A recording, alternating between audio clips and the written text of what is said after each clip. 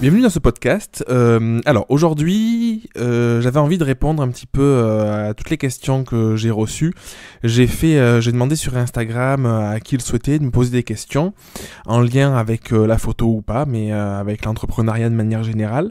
Et du coup, j'ai eu quelques questions et je me suis dit que ce serait sympa de faire un petit podcast pour y répondre, pour prendre le temps. Donc, je vais lire les questions au fur et à mesure et puis je vais donner les réponses que j'aurais apportées à la personne comme si je l'avais en face de moi. Donc, si tu te retrouves là-dedans, tant mieux. Sinon, n'hésite pas à me poser des questions. Tu peux m'écrire sur mon site ou sur Instagram. Je pose régulièrement un post pour demander des questions justement pour faire des podcasts. Alors, la première question, c'était la place du travail perso dans une démarche photographique, donc la manière de la mener, la manière de travailler, la manière de se préparer. Alors, la place du travail perso, ça je pense que c'est propre à chacun. C'est-à-dire que moi j'ai toujours eu ce besoin, en tant que photographe, d'avoir des projets perso. Parce que dans les projets perso, c'est dans ces moments-là où je me sens libre de réellement tester des nouvelles choses. Alors, on peut le faire en séance, on peut tester, se mettre en danger, tout ça. Mais en fait, mon esprit est plus en mode résultat en séance. Donc, je vais plutôt chercher à obtenir un résultat, même si je teste des choses, mais je vais jamais dans le fond des tests parce que ma motivation première, c'est que mes clients ils soient satisfaits. Donc du coup, c'est mon mode de fonctionnement. Je sais qu'il y a certains d'autres photographes. J'en avais discuté avec Michel Hurieff par exemple. Ben lui, justement, il se met le défi de travailler des trucs peut-être plus dangereux entre guillemets pendant ses séances ou lors de ses mariages parce que c'est ce qui le challenge. Et moi, je suis pas dans ce mode de fonctionnement là. Donc ma place du travail perso, c'est des séances qui vont par exemple m'aider à travailler la lumière. Donc j'ai pas mal fait de projets en studio pour justement maîtriser la lumière. Je me suis toujours dit si j'arrive à dompter la lumière en studio et à comprendre comment elle fonctionnait, ce sera plus facile pour l'extérieur. Parce qu'en l'extérieur il y a une source et puis après des sources secondaires qui se réfléchissent sur le sol, sur les murs, ces choses comme ça. Mais du coup en studio on peut avoir vraiment 3-4 réelles sources de lumière. Et donc j'ai entrepris des projets comme ça. Et sinon, mon travail perso, il a été aussi axé sur l'interaction, c'est-à-dire réaliser des séances, non pas tant pour un résultat particulier ou pour me tester techniquement ou voilà, mais plus sur tester l'interaction, l'échange avec la personne. Et du coup, je me suis focalisé sur comment échanger, comment mieux comprendre l'autre, quoi dire ou comment le dire pour avoir le résultat que j'espère ou pour pour que la personne se sente libre de me donner ce qu'elle a à donner. Voilà, c'est dans ces choses-là. Alors après, la manière de l'amener, je suis pas sûr de bien comprendre si c'est la manière de l'amener dans sa démarche pro ou si c'est la manière de l'amener pour la personne. Alors, je vais répondre aux des questions. Moi, je pense que si tu as envie de faire un travail perso, tu choisis ce que tu veux faire, en fait, ton thème.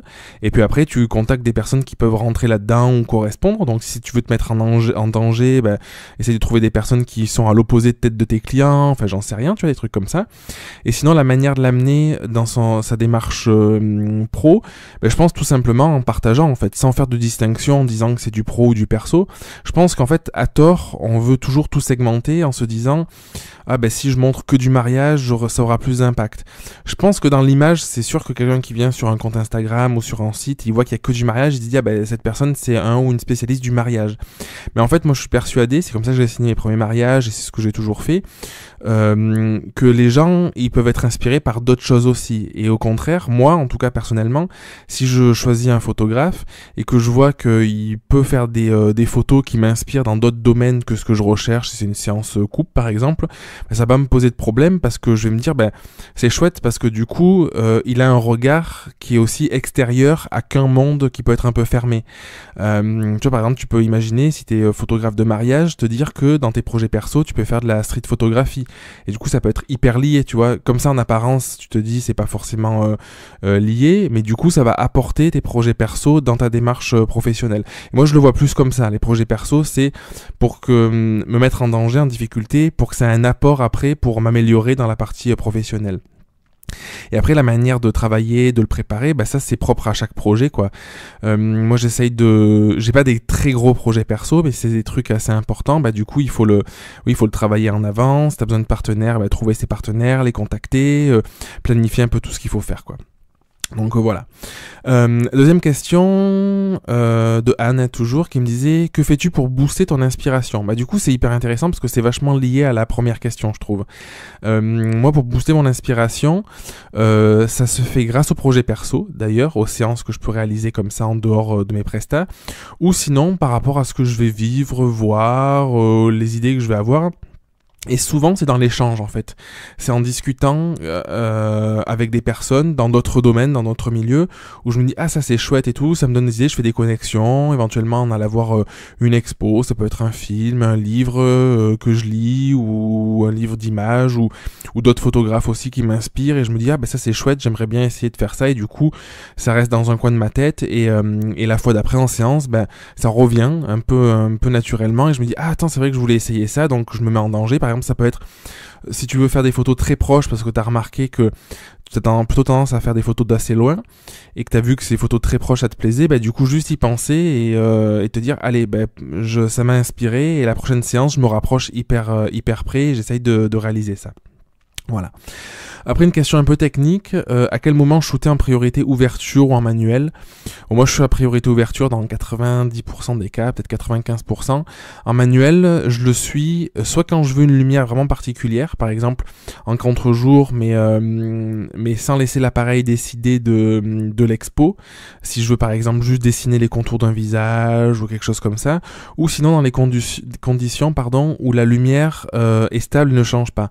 Donc typiquement en mariage, ça peut être dans la mairie ou dans une église, où en fait les conditions de lumière varient pas, à moins que ce soit par temps très nuageux, du coup ça se coupe, ça se découvre, tout ça.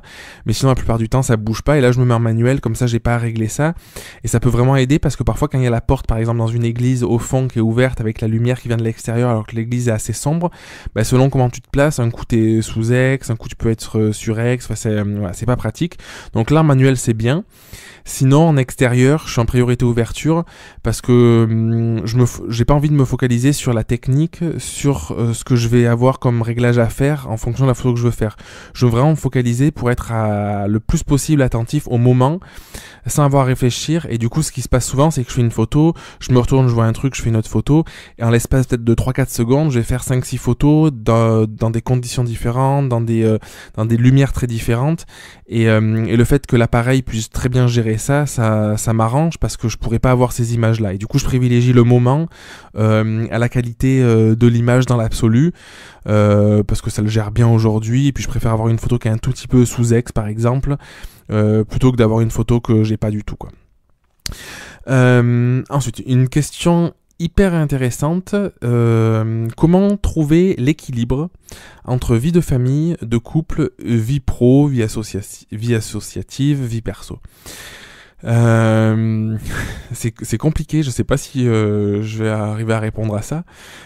Comme ça, je dirais c'est quelque chose d'hyper personnel. Et ça demande, je pense, de comprendre quelles sont ces valeurs profondes, qu'est-ce qui nous anime. Souvent, en fait, on peut avoir un déséquilibre parce qu'en fait, socialement, on veut montrer qu'on est une bonne mère de famille ou un bon père de famille, alors que sur l'instant, ça varie, hein, les valeurs profondes changent régulièrement. On est plus focalisé sur le business.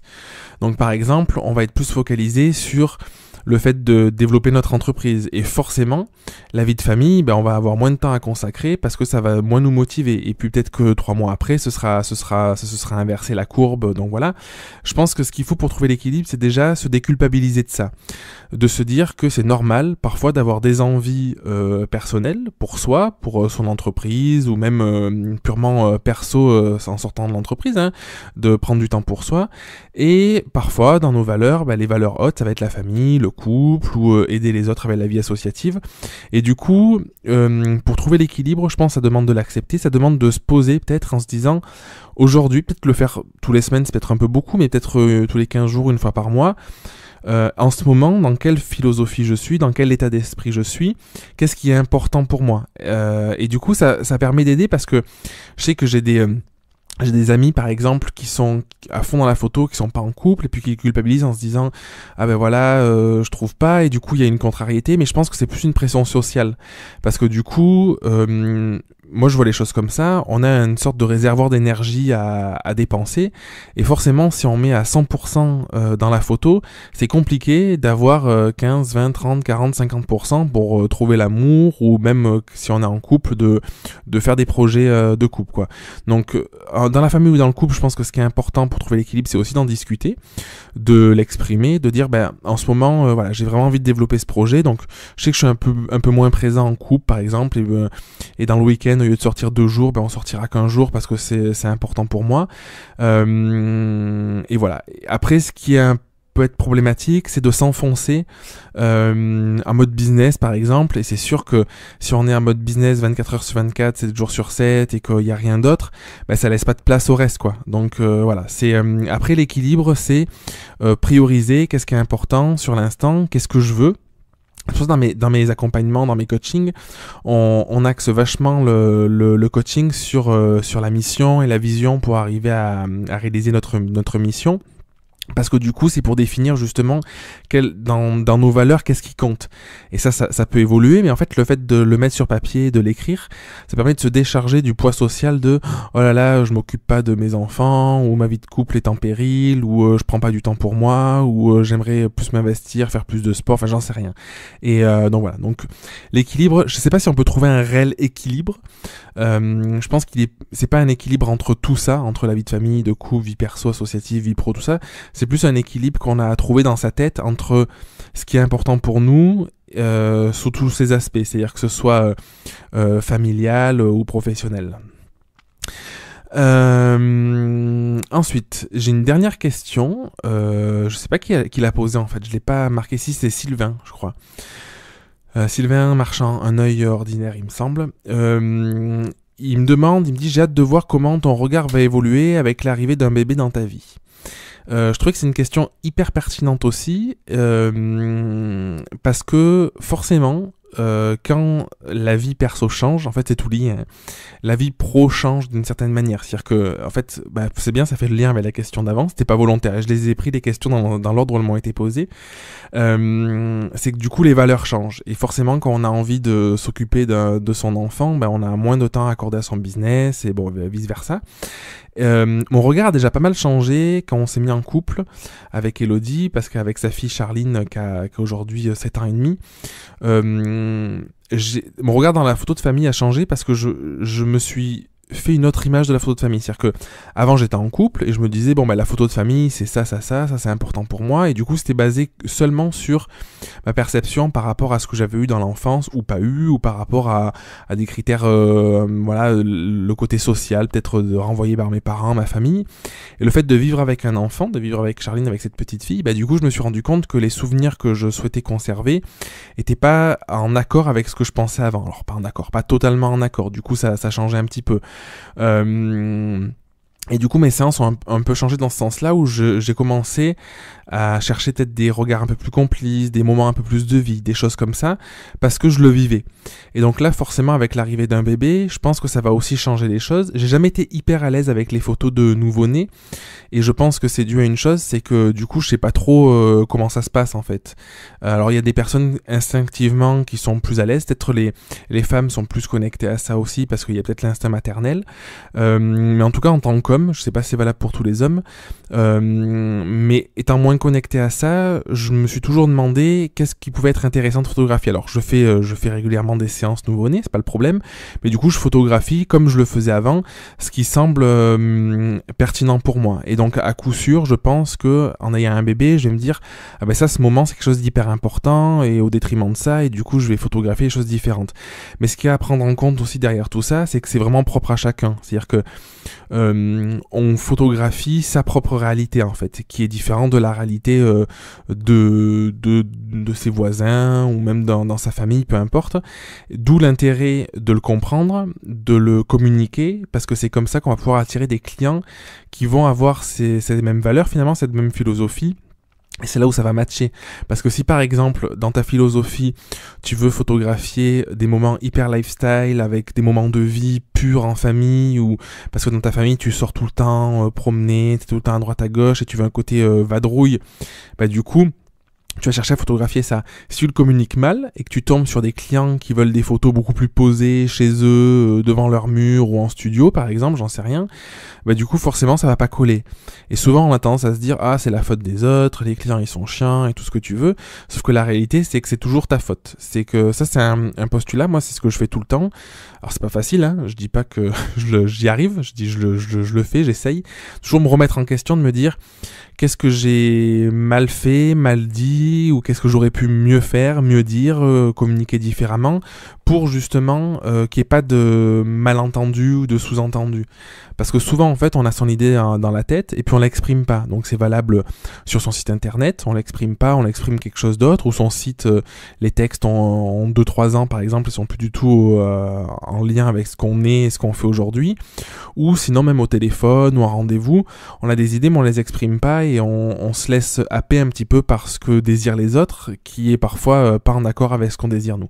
Donc c'est la dernière question que j'ai reçue, mais c'est intéressant parce que ça peut faire le lien. En fait, tout ce qu'on a vu, la place du travail pro-perso, booster tout ça en fait c'est toujours en lien avec qu'est-ce que tu veux quoi, te poser les questions ou qu'est-ce que tu veux réellement pour ta vie perso. Moi je pense que ça part de là, ça part du perso, et du coup comment ton entreprise, comment ta vie pro peut être au service de tout ce que tu souhaites apporter.